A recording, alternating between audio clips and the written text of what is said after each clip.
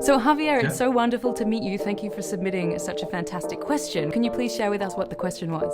How can I look for new job opportunities in an industry I don't have work experience in? I think I have the skills, I have the background education, I have experience that could be valuable, but it is not the very specific industry experience. Have been wondering how to address it. Now, usually when it comes to presenting yourself and marketing yourself, you're thinking about how you can capture your skills, your experience, and your expertise to demonstrate that you are the most compelling hire for the hiring manager or the interviewer. Now, of course, when you're trying to transition from one industry to another, it's really challenging, to your point, because you say you've got the background, but when it comes to actual experience in the industry, that's where you're lacking. My question would be to you, do you genuinely believe that you can do these roles?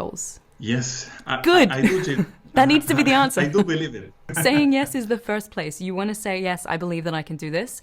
And then it's about, okay, what are the steps that you need to take to make sure you're positioning yourself in the right way? And there are generally 4 steps or 4 pieces of guidance that I would always provide somebody. The first one is focus on highlighting your similarities in terms of what transferable skills do you have? There are a lot of skills: analysis, problem solving, stakeholder engagement, building client relationships. There are a lot of skills that are actually very common across roles and across industries. So you really, really highlight all of your similarities, especially ones that are obvious, but in addition, ones that are not so obvious, helping them connect the dots. So that's your first piece. Always start with similarities. The second part is then minimize the doubt in their mind that you might not be able to do the job. Because that might be something in their mind, and what's probably happening is you're sitting in that interview room also thinking that, oh no, I might not be able to do the job. And then you almost psych yourself out, you lose confidence. So it's really focusing on how can I minimize the doubt in their mind? What does that look like? Share examples of similar skills, again, like from point number 1, but you want to also share examples of how you've been adaptable and flexible and resourceful in the past. That's a really core skill. Being flexible, being adaptable, because it also primes you to be able to position yourself and say,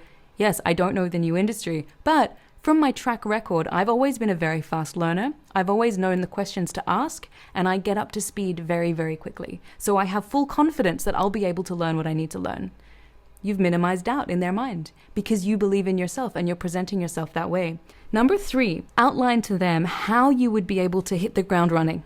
If you were to start tomorrow, what would you do? You basically take them on this journey to realize that you're forward thinking. Your first 90 days would look like this. You would start in the business knowing that you've got a lot to learn, but you would find out who the people are that you need to meet with. You would strategically arrange meetings with the entire team, with other peers, with other coworkers, so that you can get a lay of the land.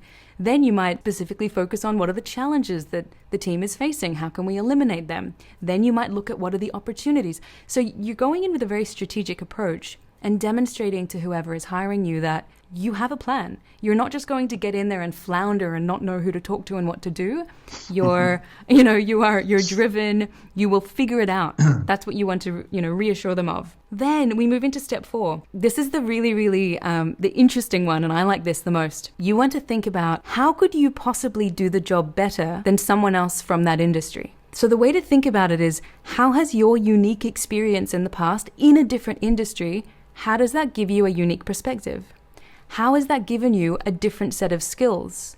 How does that give you the opportunity to maybe ask questions that other people wouldn't even consider because they've just always done it that way? And how can that actually give you an edge? So it's a really different way of looking at it. It's basically saying, okay, I know I don't have the experience you're looking for, but actually, look what I bring. Look what I bring that is different to anyone else who has experience in your industry. I bring a completely different way of doing business. When you're in the moment, sometimes you can't think. You go completely blank, especially when you've got the pressure of external eyes looking at you.